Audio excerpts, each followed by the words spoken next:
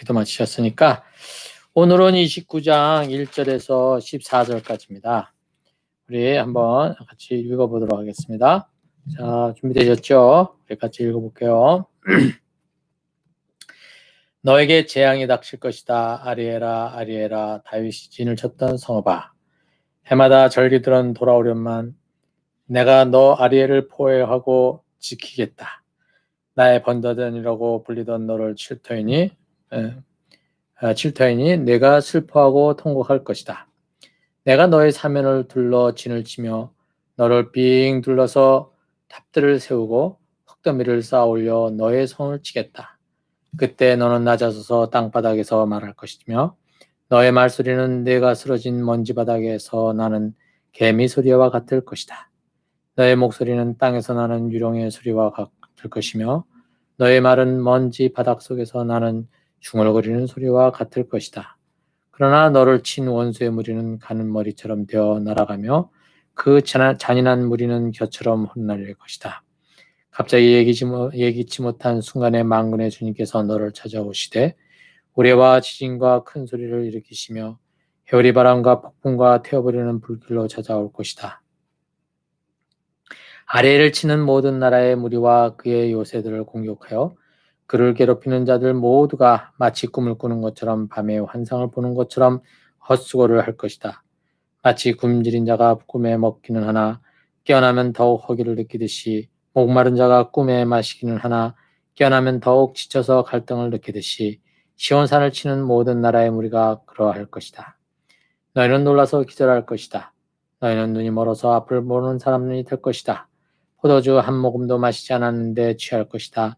독한 술 한 방울도 마시지 않았는데 비틀거릴 것이다. 주님께서는 너희에게 잠드는 영을 보내셔서 너희를 깊은 잠에 빠지게 하셨다. 너희의 예언자로 너희의 눈구지를 못하게 하셨으며 너희의 눈을 멀게 하신 것이요 너희의 선견자로 앞을 내다보지 못하게 하셨으니 너희의 얼굴을 가려서 눈을 못 보게 하신 것이다. 이 모든 묵시가 너희에게는 마치 밀봉된 두루마리의 글처럼 될 것이다. 너희가 그 두루마리를 유식한 사람에게 가지고 가서 이것을 좀 읽어주시오 하고 내주면 그는 두루마리가 밀봉되어 있어서 못 읽겠소 하고 말할 것이다. 너희가 그 두루마리를 무식한 사람에게 가지고 가서 이것을 좀 읽어주시오 하면 그는 나는 글을 읽을 줄 모릅니다 하고 말할 것이다. 주님께서 말씀하신다. 이 백성이 입으로는 나를 가까이 하고 입술로는 나를 영화롭게 하지만 그 마음으로는 나를 멀리하고 있다. 그들이 나를 경외한다는 말은 다만 들은 말을 흉내내는 것일 뿐이다. 그러므로 내가 다시 한번 놀랍고 기이한 일로 이 백성을 놀라게 할 것이다. 지혜로운 사람들에게서 지혜가 없어지고 총명한 사람들에게서 총명이 사라질 것이다. 여기까지입니다. 자, 오늘 여기 말씀은 우리 어저께 읽은 대로 여기 앞부분에 그 28장서부터 나온 게 뭐예요? 북왕국하고 남왕국을 이제 하나님께서 징계하시겠다는 그런 메시지라고 했죠. 그런데 이제 북왕국은 교만 때문에 또 남왕국도 사실은 술에 취해서 어떻게 된 겁니까? 남을 조롱하는, 남을 우습게 여기는 그런 교만함에 대한 얘기를 여기서 얘기를 하고 있죠. 예. 그것이 이제 하나님께서 북왕국과 남왕국을 하나님께서 징계하시고자 하시는 이유가 되는 것은 교만함입니다. 그래서 그러한 이야기들이 가지고 지금 이 28장 이제 얘기되어지고 있고요. 오늘 이제 29장에서는 이제 그 멸망당하는 이스라엘, 특히 예루살렘에 대해서 지금 얘기를 하고 있죠. 여기 1절에 아리에라라고 얘기하고 있는 아리엘은 여러분들 그 앞에 디귿이라고 되어 있지 않습니까? 디귿 밑에 보면 하나님의 암사자라는 뜻인데 예루살렘을 가리킨다 이렇게 되어 있죠. 다윗이 진을 쳤던 성읍인데 그것을 이제 여기서는 아리엘이라 이렇게 표현을 했어요. 그래서 이게 예루살렘이라는 겁니다. 그래서 그 예루살렘을 향해서 던지는 이 메시지는 이렇습니다. 해마다 절기들은 돌아오련만 내가 너 아리엘을 포위하고 치겠다 이렇게 됐죠. 해마다 절기들은 돌아온다 그랬는데 그 절기들은 뭡니까? 이것은 한마디로 하나님께 예배드리고 제사드리고 또 그 드려지는 음식을 가지고 어떻게 하는 겁니까? 예, 거기서 저기 축제도 하고 즐겁게 같이 나누는 그러한 시간들이잖아요. 그런데 그런 것들이 계속 돌아오는데 여기에 보면은 내가 너 아리엘을 포위하고 치겠다 이렇게 됐어요. 여기는 지금 앞으로 이제 아시리아가 이제 들어올 얘기, 이제 침공에 들어오는 것에 대한 얘기를 하고 있는 것이죠. 이제 그것을 지금 하나님께서는 본인이 아리엘을 포위하고 친다 이렇게 지금 표현을 하고 있는 것이죠. 아시리아가 공습을 하는 것이죠. 공격을 하는 것이지만 그것을 섭리하시는 분이 하나님이시라는 것, 그리고 아시리아가 그렇게 할 수 있도록 허락하신 분은 하나님인데 왜 그렇게 했느냐? 인간의 그 이스라엘의 교만 때문에 그렇다. 그렇게 말씀을 하신 것이죠. 그리고 이제 2절에 보면 내가 너 아리엘을 포위하고 치겠다. 나의 번제단이라고 불리던 너를 칠 터이니 내가 슬퍼하고 통곡할 것이다. 여기 나의 번제단도 여기 기억에 보면 밑에 보면 아리엘 이렇게 돼 있죠. 이게 하나님의 암사자와 번제단이 히브리어로 발음이 같다 이렇게 돼 있어요. 그래서 지금 이게 나의 번제단이라고 하는 말은 그 번제 성전에 있는 전 번제단을 얘기하는 거 아닙니까? 그래서 이렇게 그 하나님 앞에서 온전히 드려지는 어떤 그러한 도구로 사용되어져야 될 예루살렘인데 하나님께서 그들을 치시겠다라고 얘기를 하신 거죠. 그러니 그 예루살렘이 이스라엘이 어떻게 되는 겁니까? 슬퍼하고 통곡할 것이다. 이렇게 지금 이사야는 지금 얘기하고 있습니다. 그리고 이제 3절은 무엇을 보여주냐면 이러한 그 예루살렘 성이 이렇게 그 이렇게 정상에 있거든요. 그리고 주변이 계곡이고 그다음에 이렇게 또 다른 이제 그 산 언덕이 이렇게 돼 있어요. 여기에 있는 이 꼭대기에 성으로 이렇게 둘러싸여 있기 때문에 밑에서 아무리 공격을 하려도 쉽지가 않은 그런 요새였어요. 근데 이것을 갖다가 무너뜨리기 위해서 어떤 것들을 하느냐면 바로 사면을 둘러 진을 치며 너를 삥 둘러서 탑들을 세우고 흙더미를 쌓아 올린다. 여러분들 전쟁 영화에 보면은 커다란 탑을 세우지 않습니까? 그래가지고 그 탑을 어떡합니까? 거기 저기 성벽으로 끌고 가잖아요. 그러면 거기에서 이제 위에 있던 병사들이 거기로 이제 활을 쏘고 또 돌을 굴리고 그렇게 하기도 하고요. 또 하나는 이제 이쪽에다가 성벽 있는 바깥쪽에다가 또 뭐를 합니까? 거기다 흙을 막 쌓아 올리죠. 흙을 쌓아 올려 가지고 거기서 이제 그 병사들이 넘어갈 수 있도록 그렇게 하는 것을 지금 여기 3절에서는 보여주고 있어요. 그렇게 해서 무너진 예루살렘 성에 있는 사람들은 어떻게 해요? 땅바닥에 바짝 엎드려지게 되겠죠. 그리고 그들은 어떻게 해요? 그 바닥에 눕혀서 막 짓눌리고 그렇게 되니 그들이 던져지는 그 말 소리는 어떻다는 겁니까? 4절에 마치 개미 소리와 같다 이렇게 얘기를 하고 있어요. 잘 들리지 않을 정도로 그 공포와 그 무서움 속에 눌리고 눌려서 말이 제대로 나오지 않는 모습을 여기서 보여주고 있는 것이죠. 그래서 4절 중반에 보면 너의 목소리는 땅에서 나는 유령의 소리와 같을 것이며 너의 말은 먼지 바닷속에서 나는 중얼거리는 소리와 같을 것이다. 땅에서 나는 유령의 소리와 같다는 것은 거의 죽은 거나 마찬가지라는 거죠. 그렇죠? 그리고 바닷속에서 나는 중얼거리는 소리 같다. 이것도 더 이상 뭐예요? 정말 그 깊은 암흑 속에 빠져버리는 그러한 절망적인 그러한 몸의 상태를 이렇게 얘기해 주고 있습니다.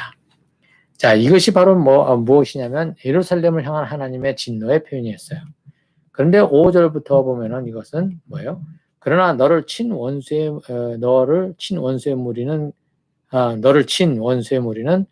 가는 먼지처럼 되어 날아가며 그 잔인한 무리는 겨처럼 흩날릴 것이다. 그러니까 이 아시리아를 두고 지금 이사야 선지자는 하나님의 말씀을 받아서 뭐예요? 예루살렘만 그렇게 되느냐? 예루살렘을 친 그 다른 그 원수 나라도 어떻게 된다? 여기 보면 가는 먼지처럼 되어 날아가게 된다. 이렇게 그러면 겨처럼 흩날리게 된다. 그러면 그 무섭고 공포스러운 그 아시리아 군대가 완전히 초토화되는 것을 얘기하고 있는 것이죠.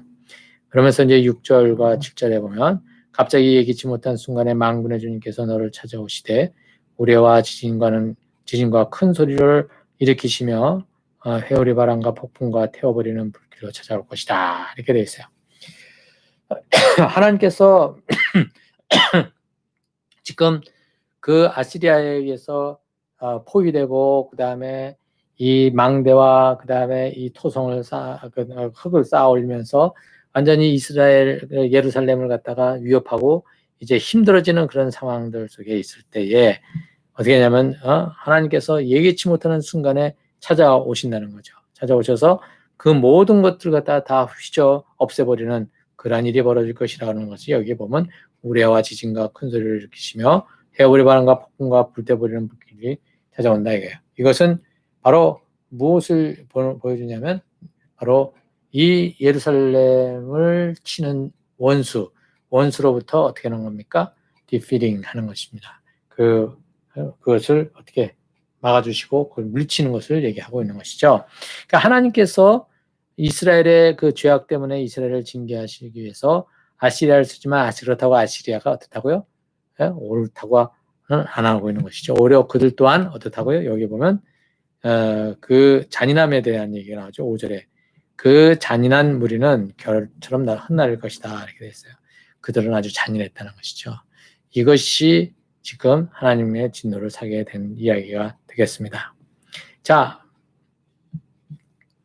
그래서 이제 그리고 이제 7절을 보면 여기에 보면 또 무슨 얘기가 나냐면 아리엘을 치는 모든 나라의 무리와 그의 요새들을 공격하여 그를 괴롭히는 자들 모두가 마치 꿈을 꾸는 것처럼 밤의 환상을 보는 것처럼 헛수고를 할 것이다. 그러니까 예루살렘을 치는 나라는 어떤 나라든지 그들의 그 못살게 구는 것, 이런 괴롭히는 것들, 이 모든 것들이 다 어떻다는 겁니까? 아무 소용이 없는 헛수고라는 거죠. 그걸 어떻게 하느냐? 그걸 하나님께서 하시겠다는 거죠.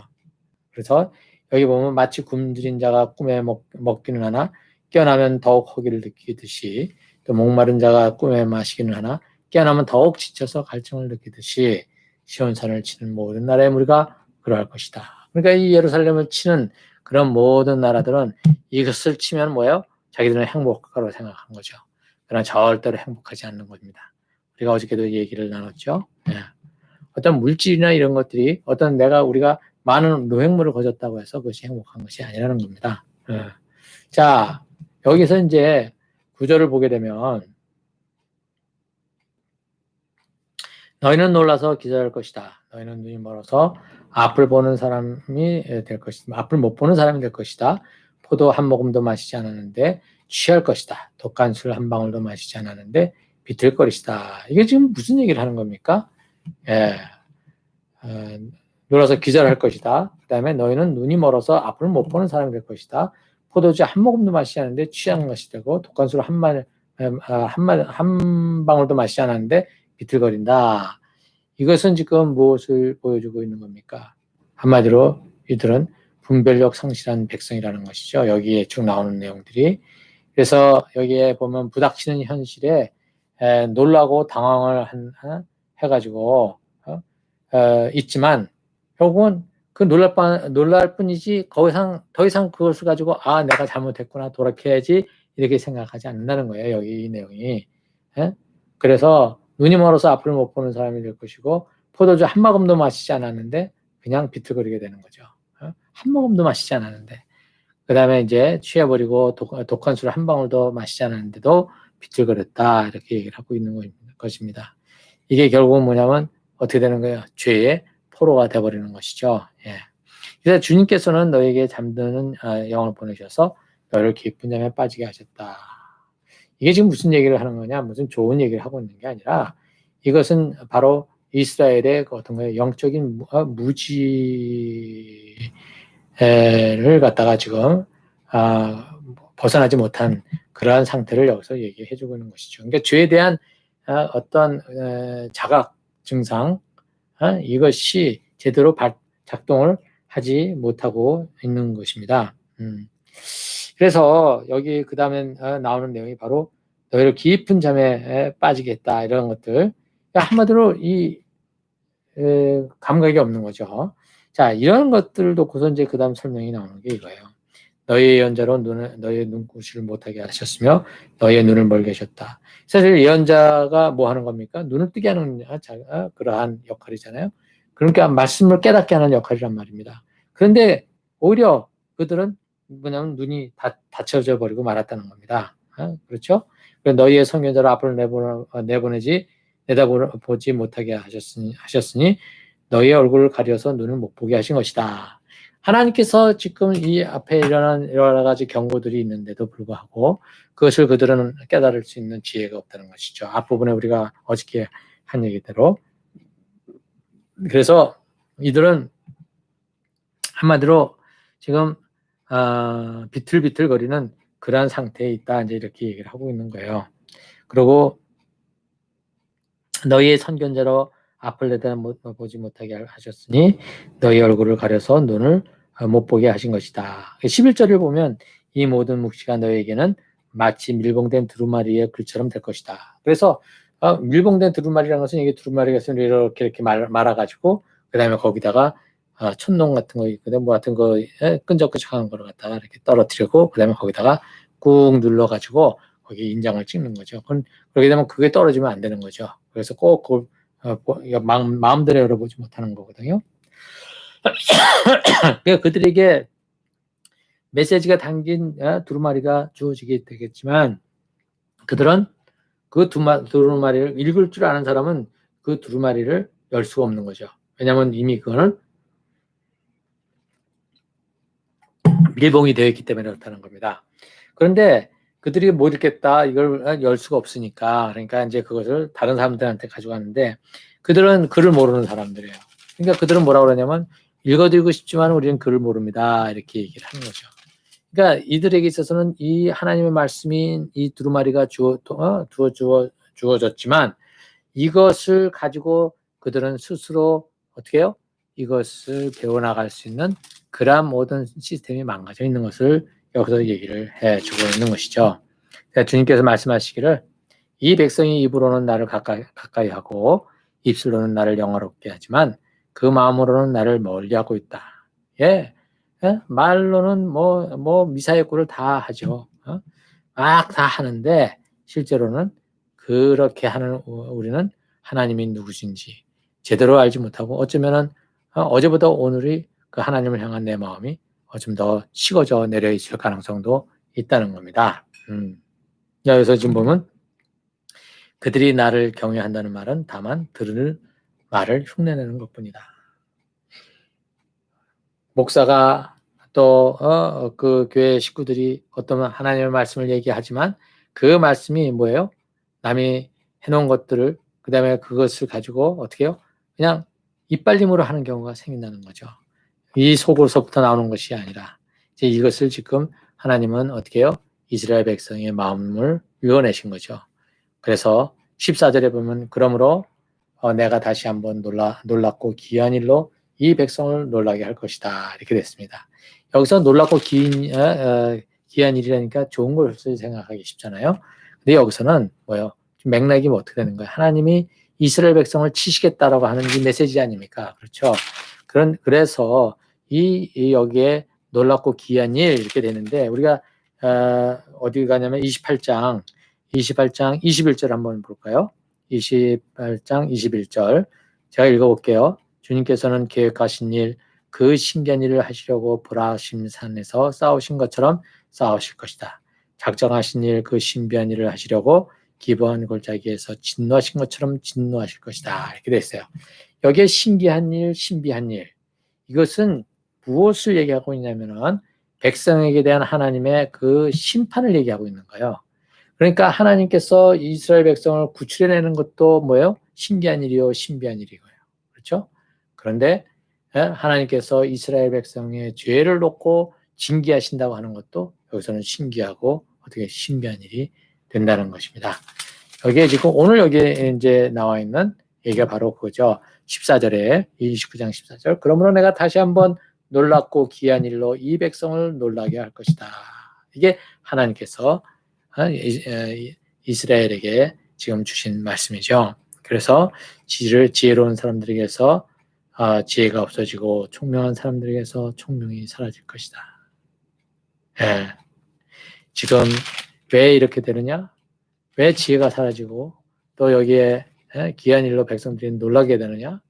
이렇게 되는 것은 결국은 뭐냐면은 내가 중심이 되어버려서 모든 것들을 그것으로 그르치게 되어버리기 때문에 그렇습니다. 오늘은 우리가 여기까지 하도록 하겠어요. 그런데 오늘 여기 나와 있는 것처럼 하나님께서는 이스라엘을 어떻게 해요? 구원하시기도 하지만 하나님께서는 그들을 징계하시기도 한다. 이 구원이나 징계나 이 두 가지는 다 하나님의 초월적인 역사라. 이것을 우리가 기억하고 있으면 좋겠습니다. 그래서 지금 이 예루살렘이 어떻게 됐느냐? 완전히 초죽음이 돼버리게 되고 또 그렇게 초죽음이 돼버린 이 예루살렘만큼이나 또 어떻게 해요? 이 예루살렘을 어떻게 해요? 망가뜨리려고 했던 아시리아 군대에 대한 하나님의 징계에 대한 얘기가 나오고 있어요. 그렇죠? 자, 이것처럼 하나님께서 우리를 사랑하시기 때문에 어떻게 하신다? 역사하시기도 하지만 어떤 때는 우리를 징계하시기도 한다. 이런 면에서 우리는 여기 앞에 나온 것처럼 참 뭐라 할까요? 하나님의 온전한 지혜 가운데 있기를 구해야 될 것입니다. 우리가 여기에 이야기한 처럼 입술로는 하나님께 가까이 간 것처럼 얘기하고 하나님을 영화롭게 얘기한다고 하지만 결국 우리는 그것이 다 헛것이 되어버리고 많은 그러한 일들이 벌어진다는 것이죠. 분명한 것은 나를 경외한다는 말은 다만 들은 말을 흉내내는 것일 뿐이다 라고 하나님께서 지적해 주십니다.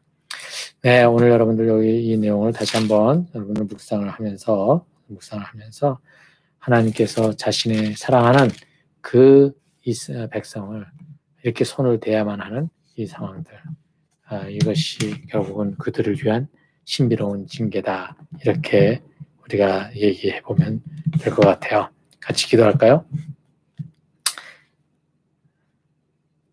우리 기도했나요? 기도했어요, 우리?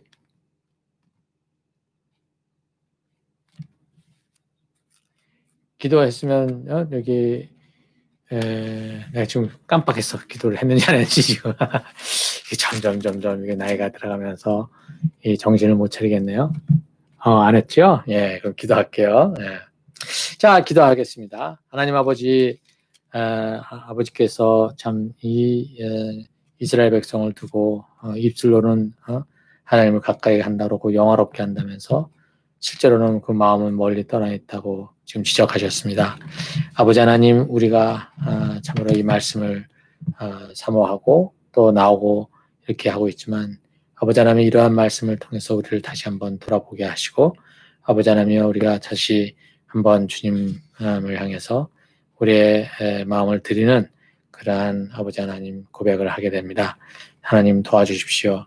아버지 하나님 주님의 말씀을 제대로 이해할 수 있도록 지혜를 주시고 아버지 하나님이여 주님이 그 말씀을 깨달아 아버지 하나님이여 주님 앞에서 온전히 살아낼 수 있는 그 아버지 그 열심도 헌신도 허락해 주시기를 주여 간절히 바랍니다.